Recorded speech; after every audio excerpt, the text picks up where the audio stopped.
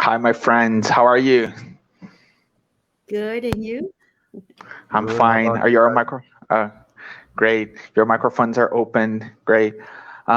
So we're here to start our fourth day of this amazing book, Paul and Stephen, and we um, each Saturday we are going through a little part and trying to have a nice conversation about that part. Today is our fourth conversation. Before we start properly talking about the book, our dear friend Norah, will bring us some prayer, and then we can enter this amazing book and start talking about it. All right, dear friends, let us um, put ourselves into that beautiful, gentle, and loving vibration with the goodness this night, this evening, or if you're in demand. And dear Mother, Father God, thank you so much. We come in gratitude for these beautiful golden opportunities. As we study tonight, we ask that you bless us with your light, that each of us tonight, not only here, but around the world, the universe, that we carry a beautiful light of peace, of love, of hope, that we can come together as a fraternal, universal family, holding hands and just loving one another, reminding ourselves that the most beautiful gift is to be, to exist, and it's of life. And with that, we ask permission to begin with a prayer. Hail Mary, full of grace, the Lord is with thee. Blessed art thou among women, and blessed is the fruit of thy womb, Jesus. Holy Mary, Mother of God, pray for us sinners now and at the hour of our death. And so be it. Thanks. Beautiful. Thank you, dear, so much. So last week we stopped at a very intense part of the book where we were seeing Jason being released from the slavery. Daniel, actually, Norah brought that part for us. She finished last week, and so that's where we are in the book. We saw that a very important patrician named Sergius got very sick with some virus. We saw that last week. And that Jazel took really good care of him, being this good character and this kind person that we have been watching for these 4 Saturdays. However, when the patrician was getting better, Jazel got infected with that same virus. Sergius got really touched by Jazel's kindness, so he wanted to thank him by setting him free from slavery. And this moment where Jazel was so sick was the perfect moment he found to do that. The patrician, this Sergius man we're talking about, planned that as soon as they reached the port, he would take Jazel in a skiff to the shore, pretending to be in need of exercising his muscles. There he would set Jazel free. Um, he ordered a soldier to write in his records that the slave Jazel had been attacked by an unknown disease called encephalonia and was buried at sea before the plague could affect the crew and all the rest of the passengers. So Sergius, after agreeing that the boat's captain would do what he had asked him to, they went to tell Jazel about those new plans. Um, he said that Jazel should be aware that in doing that, he was violating certain important rules. As we've talked about, Sergius was a very important patrician. He was part of the Roman emperor. So he would ask for Jazel's secrecy in return of that huge favor. Um, Sergius said that the disease would soon take very grave proportions, since we've seen that he went through the same thing, and that he didn't know if Jazel would be able to hand it, that only Jazel's God could grant him life. And we know that Jazel was a young man full of faith. But he added that in case he managed to survive, Jazel should be a new man. And this is a really important request that he was doing. He asked Jazel for that he should be a new man with a different name. Jazel said that he would obey him in every decision. Sergius promised to give him some money to his first needs when he landed. So, on the following day, at the first stars, when those first stars began to twinkle in the night sky, a small skiff approached the silent shore, crewed by two men whose shadows were lost in the darkness, those characters that we're talking about. And Sergius spoke his final words of good advice and farewell, and the young Jew kissed his benefactor's right hand emotionally. As we've seen, they had become very good friends. And the minute Jazel put his feet on the sand, he felt really weak and fall asleep. And then some interesting things will start happening. When he woke up, he got surprised that the sun was already rising, so he slept a lot. But besides that, he saw that cunning looking man was bending over him, anxiously looking for something. Jazel begged the man not to kill him, make it clear that he would hand over all the money he had. The man got so happy, this assailant got so happy with the money that he offered Jazel some help. God working every single time of our lives. So Jazel asked him if he knew about any place or anybody who could be charitable and give him shelter. The assailant told him that he knew some people who could be able to help Jazel. He said that they were, and that's how they were called, men of the way. This great people. He also offered to take Jazel, very kind after he got the money. He offered to take Jazel to the nearest group he knew, supporting his sick and trembling body. So they went and they arrived at the front door of a very humble looking house. They were received by an elderly man named Ephraim, who welcomed them with such affability that got Jazel really surprised. He was not expecting that. And it's interesting because in this part of the book, we see Jazel wondering about that man religious. So why he was being so gentle, which God was he praying for? Looking at Jazel, Ephraim explained that he had received another man from Cephalonia with the same disease, and that he intended to take him to Jerusalem after that afternoon. At that time, Jazel remembered that he had made a promise of becoming another person, of adopting another name, and he got very excited and happy. So he begged, whoever you are, please take me to Jerusalem with you for pity's sake. Those are Jazel's words. And Ephraim replied, you shall go with me. So at dusk, taking advantage of the fresh evening air, a cart carefully covered by cheap canvas left Joppa for Jerusalem. Resting here and there along the way, only on the following morning did the cart stop at the door of a large rundown house. A young boy with a happy. Right here, we start seeing some really important people all around the world that we all have heard of. The great apostles Simon, Peter, and James came to the door to receive them. That's where things get really interesting. When Ephraim explained the situation, James said that those two patients would be a problem, for they already were taking care of 49 patients a bed. And this is a really important part of the book because this part right here really shows James' personality, and we're gonna see him trying to be this very rational person, very calculating every single movement, calculating the money if they could help 1, 2, or 40 patients. So this is a really important part because James is this person. But Later, we're gonna find out more about him.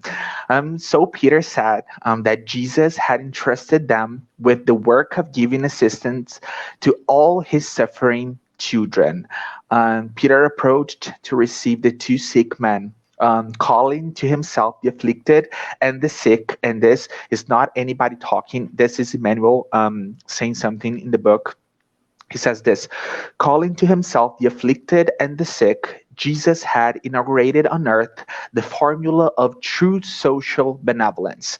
The first organizations of assistance were established by the apostles' efforts in response to the loving influence of the Master's teachings. This is beautiful. So, our friend Daniel will keep on going. Thanks, João. So the house of Peter was called, as you said, the man of the way.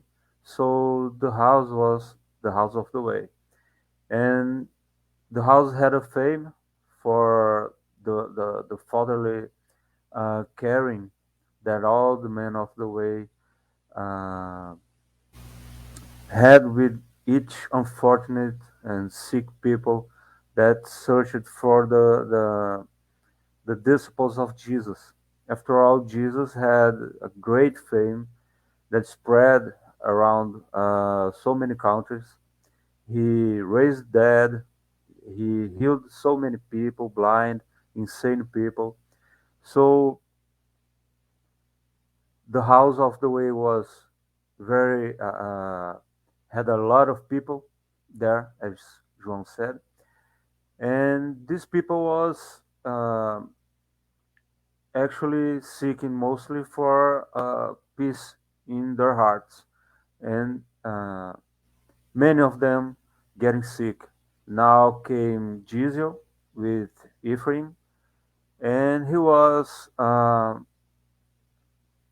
took took care alongside with James, John, and Philip, with with um, with Peter, and it's a very interesting part of the book that how Peter was feeling about that job, and we see how spiritual and how spiritual engaged he was, and taking care of strange people like a father, but he was actually feeling like enslaved by that work. So much work, so much needy people, and needing his attention, all his caring, and he wasn't even uh, getting to spread the good news anymore, the gospel.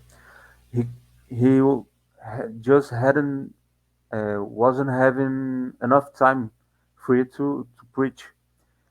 He was in this part is revealed in the book, and we know how we can picture how that is true. Uh, so many needy people concentrating, let's say, taking his attention. So Gizel was already bedridden, uh, in feverish delirium, and he started to talk about the sacred texts, especially Isaiah, and that called special attention from Peter and John, and they paid very good attention to all his delirium, despite he was nearly unconscious, but they they could see how much he knew about the sacred texts, and they admired him. And so, let me follow my. I have kind of a prompt today. So, one moment when Jesus woke up and he could perceive the place he was in, and he uh, searched with his eyes everyone that Peter was taking care of. And so fatherly, so caring, individually, no preferences, and always being so kind. And he admired that. As you said, he was always thinking, what is their God? Uh, what is their religion, their creed? How is that work? So Peter was already interested in knowing Jesus, more about Jesus because of his knowledge, and that established a magnetically spiritual link between them. That's a very interesting part because that's spiritual nature of our relationships. It's magnetical. In maybe in a lack of better word, due to our limited knowing of science and all the forces of nature, let's call it magnetic. So this magnetism between them two is the force that attracts a people to another. That's how the love, I mean, not only the erotic love, but the fraternal love, the universal love. It's how it happens. It's how all the links are are made, and they felt that like an identity to each other. And they so Peter, once he saw Jesus awoke, he took him around offside of the house, and the surroundings of the house, and they sat under a date palm, and they had a brief conversation. And that moment was in at that moment starts a very emotional uh, part of this, let's say, this scene. So Peter asks Jesus more about his knowledge about the sacred texts and his tribal ancestry. And he says, well, I'll quote the book. My father was the son of the environs of Sebaste and was descended from the tribe of Issachar. Well, this I like geography. I would like to share with you guys a little bit. So Issachar is a city from ancient city of Turkey, and it's 960 miles from Corinth, going up north through Istanbul. And he Jesus reveals that his dad, Johadab, studied the whole Testament, but Jesus uh, reveals his special interest in the book of Isaiah due to precisely the announcing of the Messiah. So the chance of receiving the Messiah on the world is what attracts Jesus so much to this book of Isaiah. And he says that he waits for the Messiah so much since he was a little kid. And at this moment, uh, Peter brings a bit of harsh truth. He says, "Hey, the Messiah has come, and he has gone. He died in crucifixion among two thieves a year ago." And that shocked, we can imagine how much that shocked Jesus. And he went in tears, and Peter told him about the beautiful teachings, the beautiful preachings that they had together, all the days they spent, how much he could uh, witness from Jesus. And that was like a sort of a emotional roller coaster for Jesus.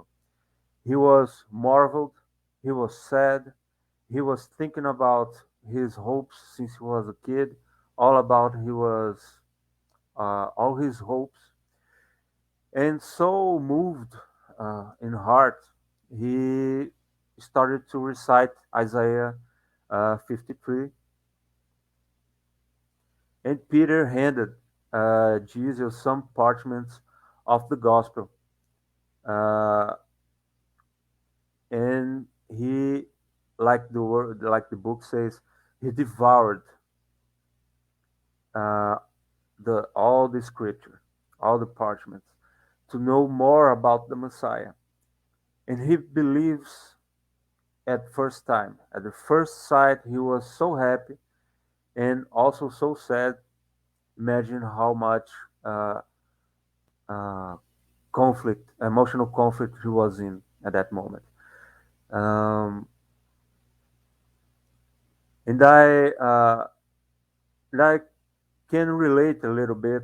It's a bit personal, but when I got to know Spiritism, and I get to know the book of the spirits, that that's how I felt. It's not Jesus, but all the answers I was searching since I was a kid, I found it when I was around 25 years old at the book of the spirits. That was wonderful. It's such a magical moment when you can find answers for let's say the enigmas of the mankind, like the like Emmanuel says in this book.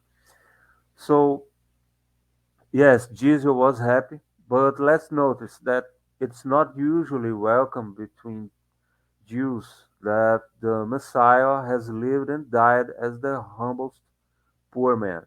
Let's say this truth. The Messiah was not very well accepted, and he died for that. He was expected to be the Lord of the armies. He was supposed to take the Jews to a situation of glory of the nation, but he lived as a very poor man, so humble and living out of charity, teaching the pardon countlessly and help the unfortunate instead of all their hopes for this Lord, for the Messiah. Uh, and Jesus starts crying, thinking about all he has Jesus has suffered until he got to uh, sorry.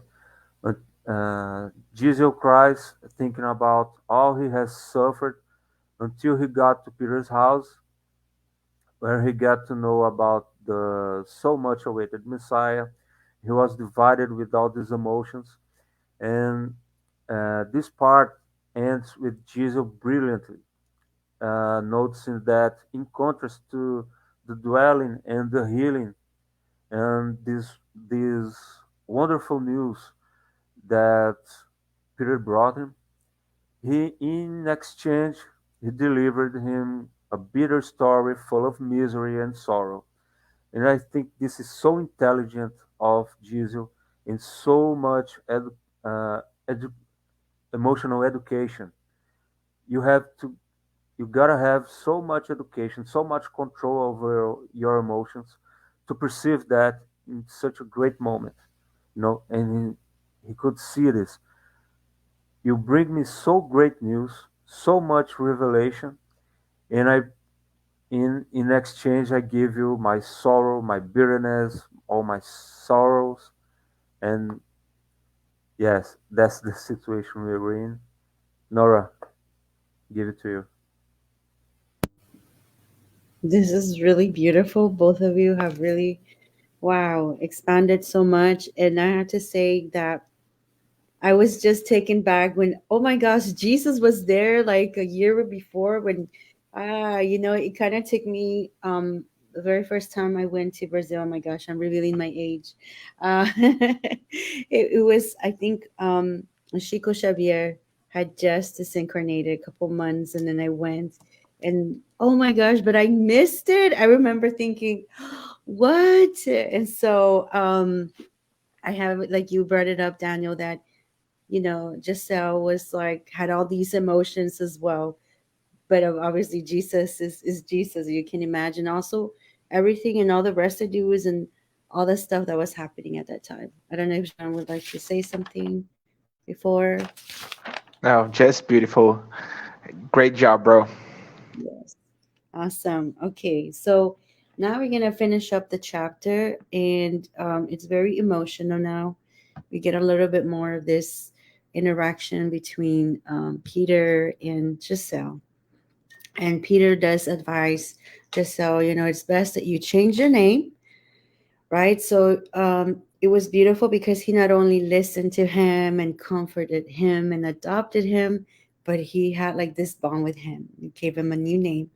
I shall baptize you into the new creed with the Greek name Stephen. Oh my gosh, I can't even imagine just being there. It was so Now beautiful. the secret is revealed.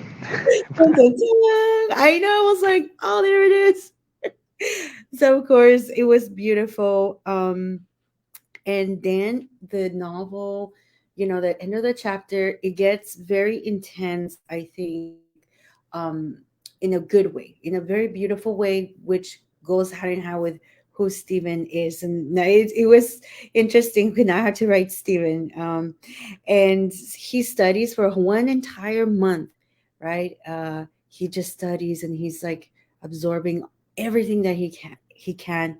And then after that, it's like another stage for him. Now that he's immersed in all of this, he's gonna be doing all the work. He's in action, really. He's helping out the community. They have like the church, right? And they're helping out people who are broken in many ways, spiritually, physically, emotionally, mentally. They just take everyone, those that are hungry. And it's such a beautiful mission that they have there.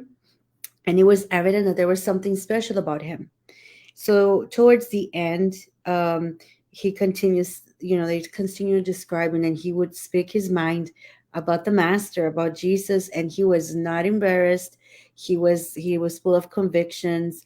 It was a full-time commitment, really, to speak the good news, and he did not mind any controversies that he might provoke.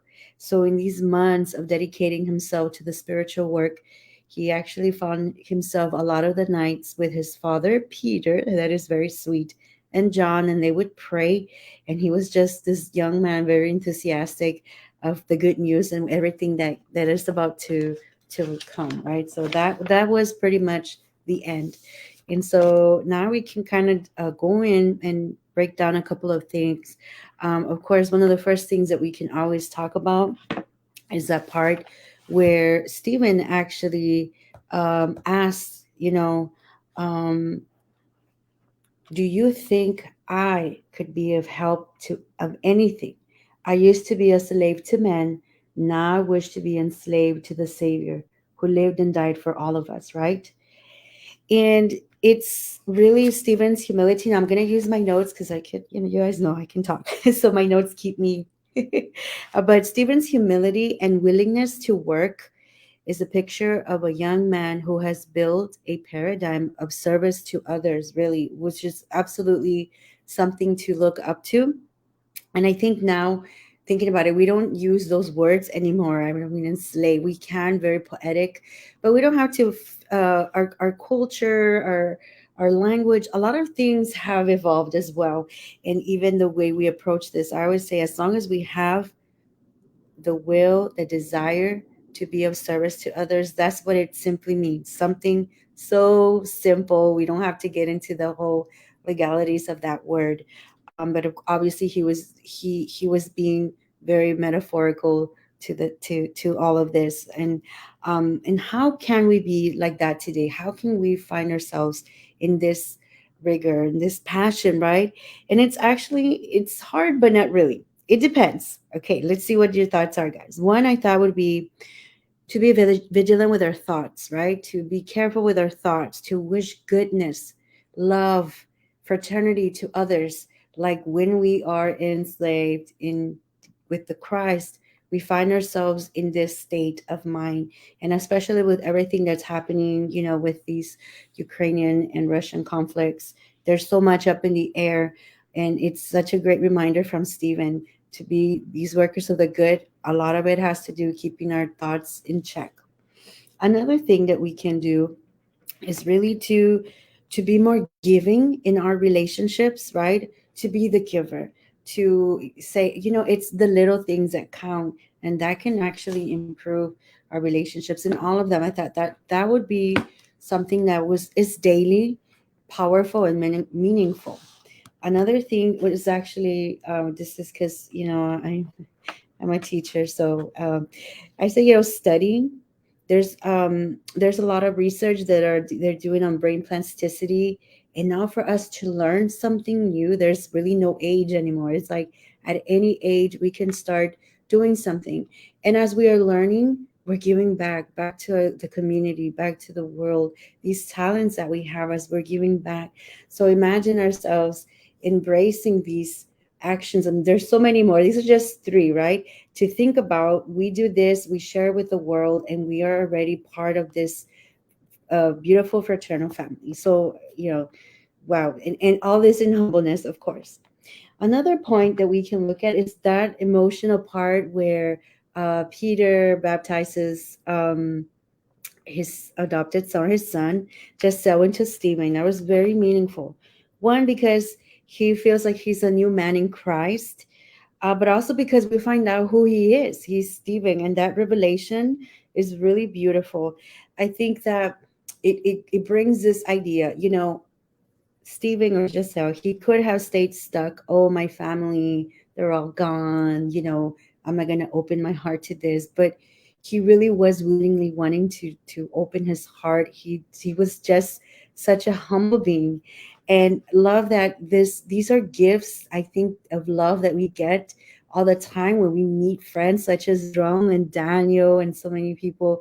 We are this beautiful spiritual family, and we open our hearts to one another to study, and that's really special, and that is so beautiful to extend beyond our biological family that we have, right?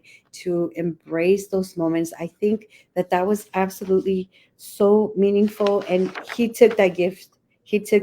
I thought that was nice. um Another part that we can kind of think about is that month that he was studying.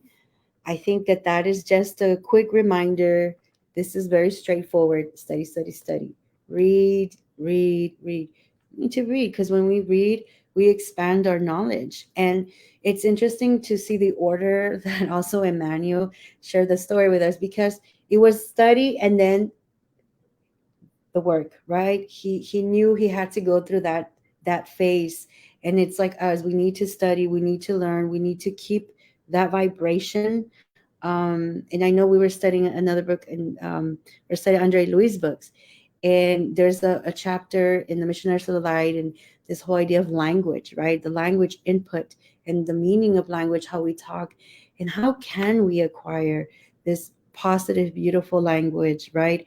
Not just in our interactions in relationships, but when we read, because when we read, we acquire vocabulary, we acquire a lot of knowledge, and then we become different. I noticed that too, as I'm reading a little bit more now. It's very interesting. I'm catching myself, the thoughts, and even the conversations that I'm having with other individuals. It's changed the dynamic, and I think that Stephen's 1 month was very meaningful in here. It was beautiful.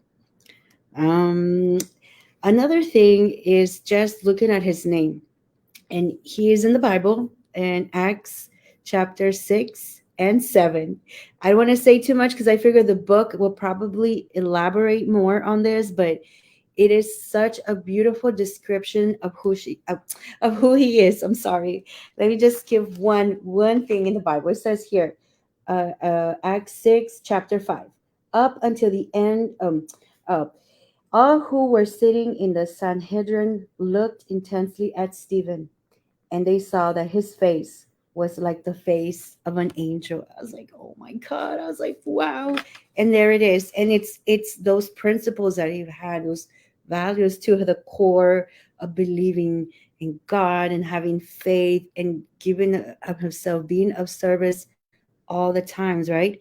And what's also interesting because of the story there, and he had a very harsh ending. You know, a lot of people misinterpreted his passion, and it's so much easier for the negativity in our society to be accepted if we see someone who is positive and passionate. Is, you know, is that a cult or what are they trying to do? It's always, we're more hesitant to the goodness. And I know we've been talking about Dr. Joe Dispenza, and he does a lot of these brain studies, and he's constantly saying how innately it's a lot easier for the brain to function or to be in this state of negativity. It's a lot more energy for us to rewire to be outside of that. And I think Stephen's passion of being so good was uncomfortable, and he did shake a lot of people, you know. And biologically, and I know Daniel mentioned science, as we're understanding science now, we know that the news and the faith, the conviction, and who he was, the role model that he was, and what he represented, probably shook a lot of people's neurons. Like, whoa, we've been, you know, a certain way, and now all of a sudden you're making us uncomfortable, and it's hard to change. And right, obviously there are many other factors. I'm not a neuroscientist, but we all, because we study, we have a little understanding of that, and so we start to see that he really represents that. And he also did a lot of work. You know, we could read in between the lines just his mentality as we're following his story and on sharing that good. So I also to say kudos to Stephen, because today we don't preach by foot, right? We don't do that anymore. We're not asked to do that. But you know, today in our daily actions, in our patterns, our choices, and our thoughts, we could have that conviction and that commitment like Stephen, right? And to do it at home, in our relationships, spiritual centers, at work, or even with us, anything. If we hold on to that conviction of believing and having faith, we could be like him, and we could be helping to disseminate those lower vibrations. But of course, it's not easy because we are again changing those thoughts, and it's work. But I think Stephen came and showed a beautiful message that it's possible, because as I was reading in the Bible what happened to him, and I'm sure we're going to read, only someone who really has not only his faith but has also practiced every day, right, that mental state can be to that level. And so in the ending, dear friends, it says here, he that he had sowed in his heart the blessed stars of infinite joy. And so, if we keep ourselves immersed in light and love, right? That's the message of tonight, love. Then we are planting seeds that continue to grow because we nourish it with Christ conscious nutrients. So, this hint of infinite is an expression that there's more than just one life, right? That there's, and he was getting it, and we cannot go wrong with this prayer, fraternity, and love and faith, because that's what he was doing. So overall, Stephen's transformation, from what we're seeing literally from the name change to being a new man in Christ, is just a symbol of what life means. We're in constant change, we're in constant growth, right? He takes this oath with passion, with commitment and conviction, and he becomes a beacon of light, of goodness. And imagine this: if Stephen had listened to the haters, if he had let all this influence, we would not be here reading about him and studying him. I'm gonna leave this beautiful passage from the Bible, 2 Peter chapter 3, verses 10 through 13. I really think they depict a lot of what was his message that we've read so far, because it says here he did a lot of work despite everything. But the day of the Lord will come like a thief. The heavens will disappear with a roar. The elements will be destroyed by fire, and the earth and everything in it will be laid bare. Since everything will be destroyed in this way, what kind of people ought you to be? You ought to live holy and godly lives as you look forward to the day of God and its speed coming. That day will bring about the destructions of the heavens by fire, and the elements will melt in the heat. But keeping with the promise, we are looking forward to a new heaven, a new earth, and the home of the righteousness. And I really think that that was Stephen. He knew that even though things might seem like they're melting down, that they were so difficult, there was a message of hope for a new home and a new earth. So it was absolutely beautiful. That was it. So we can. Beautiful. I do think, taking this part that you were talking about right now, I do think that, and we have talked about that when we were talking about Andre Luis' books, um, having spirituality as the main north in our lives changes every single thing. And that's what we're witnessing with those amazing characters. I have a couple of things that I want to point as well. Jesus hearing about the Messiah, that the Christ had already come.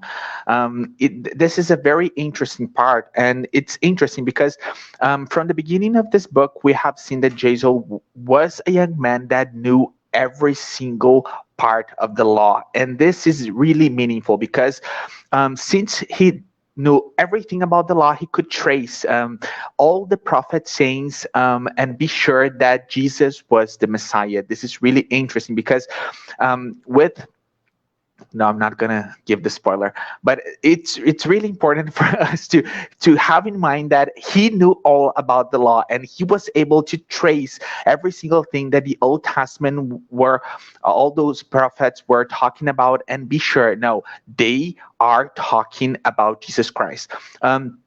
Another important thing, and when we see that social work, and we see this primitive gospel movement, and we see that it was all about faith and helping each other, this mutual care, and even dividing those goods that each one of them they had. And it's interesting because we can be 100% sure that the gospel is 100% about charity. And I think that it's important to read a very important part of the gospel. It's in Matthew chapter 25, and reading it tonight, so we can after tonight and on the other nights just mention Matthew chapter 20 25, because it's actually about charity. It is there explicit on the gospel, and Jesus said it himself. So I'm going to read it. It's on Matthew chapter 25, from verse 31 on. When the Son of Man comes in his glory and all the angels with him, he will sit on his glorious throne. All the nations will be gathered before him, and he will separate the people one from another as a shepherd separates the sheep from the goats. He will put the sheep on his right and the goats on his left. Then the king will say to those on his right, "Come, you who are blessed by my Father, take your inheritance, the kingdom prepared for you since the creation of the world. For I was hungry, and you gave me something to eat. I was thirsty, and you gave me something to drink. I was a stranger, and you invited me in. I needed clothes, and you clothed me. I was sick, and you looked after me. I was in prison, and you came to visit me." Then the righteous will answer him, "Lord, when did we see you hungry and fed you, or thirsty and give you something to drink? When did we see you a stranger and invite you in, or needing clothes and clothed you? When did we see you sick or in prison and go to visit you?" The king will reply, "Truly I tell you, whatever you did for one of the least of these brothers and sisters of mine, you did it for me." So this is really, really meaningful, and we see that the primitive gospel was all about that. And it's important for us to say that it is explicit on the gospel here, Matthew chapter 25, because here in Brazil we have this discussion, and it's a really important discussions on those Christian parties. For example, the Protestants, the Catholics, they um, try to say that we would be saved by our faith, and that would have no relation to this gospel work and with charity, because it would be all about the grace. But we show our faith in those works. And when we look back to those primitive Christians, we were seeing them working every single day. So this perspective that we are having this blessed opportunity to read about and to talk about, seeing Simon Peter, James in those amazing places, those amazing churches that were at the same time hospitals, that were helping those mothers that didn't have any other way to create and nourish their children. It's all about that. And so this is really important. And an interesting thing that we have here in Brazil, we have this very famous psychographed book about Saint Francis of Assisi. And there's a really nice part when Nora was talking. I remembered it, and I right here.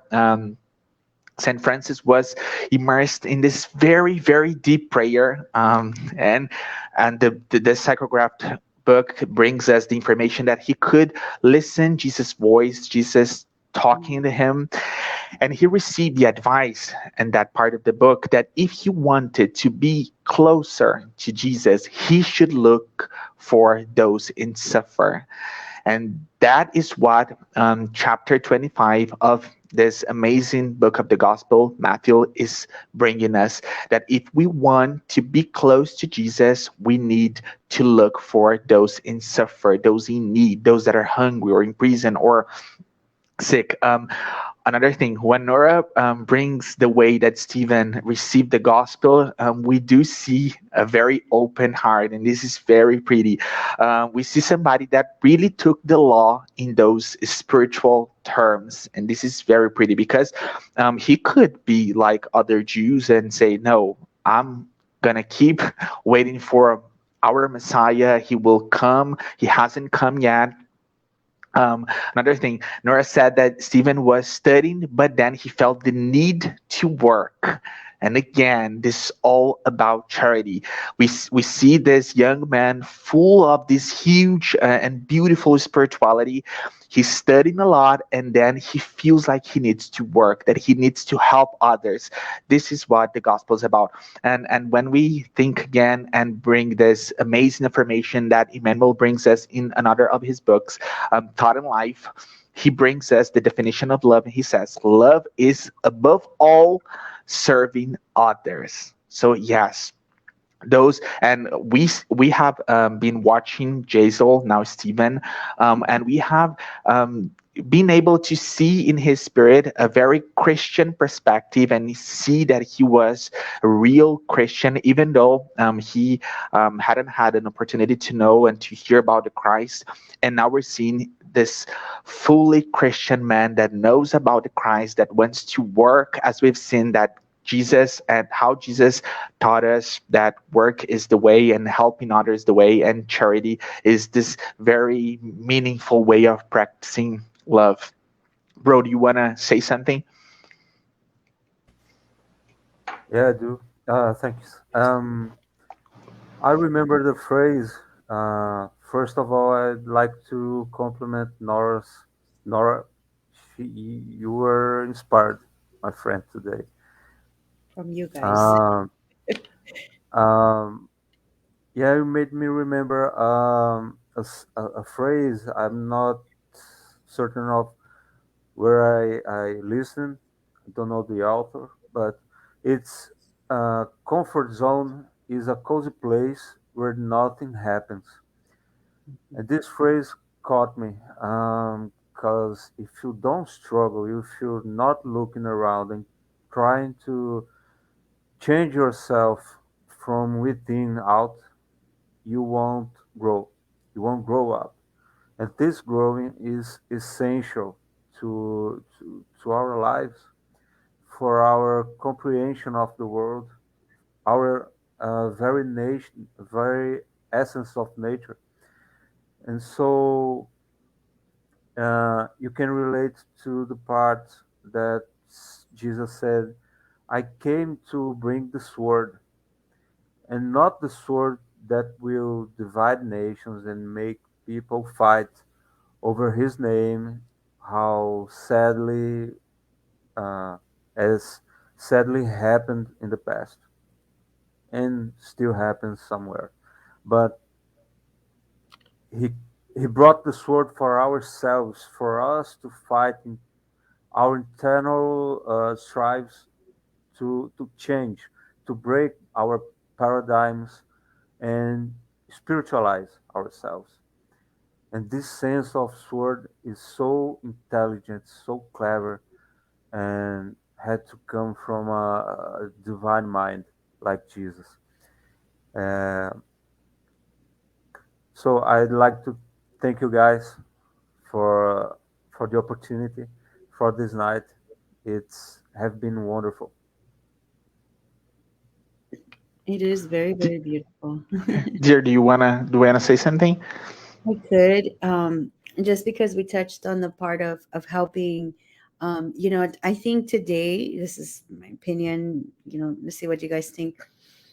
We're already in understanding that just helping others, it kind of comes part of being just a good citizen. Like it's, but I know we do have to be constantly reminded. Sometimes we could get very consumed. I know you mentioned about culture a little bit about Brazil, but here in the States, it we can get very consumed in our jobs. We work a lot, and we come home. It's people have families. My respects to them. I just come home to my dog and I walk her, and I'm back here, and okay, let's see, and gotta study, etc. Right, but sometimes it is very, very difficult. Let's just say to be part of. Okay, I'm gonna take a whole weekend to go and physically volunteer. But to not feel like you still cannot make a difference is why just our thoughts and even within our own home, maybe our part of this charity is to be that it within our own, with our children, with our siblings, because that in itself is work. We know also based on Andre Louis' books, our families too, we're here to work. Right. But I also think that when we start to work, and as Daniel beautifully said, with the self, the vibration will raise and the opportunities will come, and we will naturally gravitate to help, and even in our work spaces, I'm sure we've been in places where somebody needs something. We can do that as well. I have a blessing of being a teacher, so it's constant work, and I've learned so much to really, wow, I didn't even realize it. Wow, that was an opportunity. Okay, this is an opportunity. Sometimes even the way we talk to someone is already a charity, opportunity or fertility. They might, sometimes it's just to listen, and to not miss also those aspects. Ideally it would be to find the balance of going to physically to go and help, because that's very important, but to also not miss this other part of our daily lives, because it starts from there. And we know, we see Stephen, he was very gentle, he was very kind to those around him. That's why he was one of the seven that was chosen. It was a unanimous decision. That's him, because of who he was within his home in a community, you know so but he was in special mission, yeah. Yes, I think that this perspective that you brought is something really important because as Christians and even Spiritists, we a couple of times we think like the mission that matters is a mission like Chico Xavier's mission, Saint Francis of Assisi, or Stephen. And having a family, it's really, really tough. Being a father, and Daniel knows that, being a mother, it's really tough. Maybe I was talking with Vanessa a couple of days ago, and she has a couple of projects about being a mother and being parents. More properly about being parents, and it's a really tough task. It's not easy at all. So it's important to as well think about the difference between moral charity and material charity. And a couple of times we get stuck thinking about material charity when this all the things that are around moral charity, they are really complex and they're really showing every single minute of the day if we are Christians. Like, are you being a kind person to the lady that serves you at a restaurant, or are you not being a Christian with her? So, moral charity is something really complex. A couple of times, we were all studying a lot during the pandemic and hearing a lot about Spiritism, talking a lot about Spiritism, studying about it. And then one day I had to go somewhere, and when I took my car and I was in traffic, I had this thought, oh my gosh, it's really tough being a spiritist out of our places, out of this comfort zone, as Daniel brought us, that when we take this step out of this comfort zone, things get really tough, and then we are going to be tested in this Christian principles, and then things get really difficult. But we do need to recognize that all those missions, being a father, being a mother, and being a teacher, this beautiful mission that we have here, our dear friend Norah as a teacher, they are really valid as well, and they are beautiful and huge opportunities for us to evolve as spirits and to really work to dematerialize everything that we have to dematerialize on this planet. I don't know if you guys want to say something else before we close here. Do you guys want to say something else? Good. I actually think that's a it covers more ground because you mentioned the word primitive Christianity, where they physically had to go. You know, say spiritual evolution got very creative, as evolution tends to be. What is the most efficient way to go, and the way that God has allowed us to be like preachers. I'm gonna use that word, right, within our own homes, right? It spreads even faster. It, like, there it is. It's a lot. So I really love the I really love Stephen and what he's teaching us. And thank you, dear friends. I just remembered here that we were going through Anatoly's books, and he told us that, and he was with great spirits around him, and he told us that the family is a really important place where we need to evolve our spirits and to recognize that we have other spirits there that need us, that need to learn the gospel with us. And a couple of times we forget that and keep thinking about those missions that are different than ours. Everyone has his or her own way and path on this world. Bro, do you want to say something else? You pointed out such an important aspect of missions. This word we always.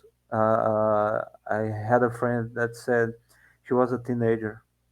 She said, "Oh, I want to have a big mission in life. I want to go to Haiti and help people and the unfortunate." I said, "Well, you can have your missions here. You don't have to travel to Africa or to some. You can go, yes, you can, but you have your mission within your family, within your house. Make a home for you." So, as you said, we have to do this ant work, like those tiny things that make all the planet go on better and better with a better, how can I say this in English? Psychosphere, like an atmosphere, only psychic. Okay, so that's how we do it. The whole planet making its part. Every person doing uh, the part. Yes, That's it. beautiful, beautiful. And just before we finish here, it's interesting remembering that in the Gospel of Mark, we have a beautiful passage when Jesus tells us that we as Christians should preach the gospel to each creature. in the world. So we see that we have a really, as Daniel brought us, small missions within our life, and that at the end, at our last day here on earth as incarnate human beings, we're going to see, okay, so that's what a mission is about. Those um, very short moments, that those very short actions that made the whole difference, and in which we were tested as Christians. I want to thank you guys so much. We have reached our time.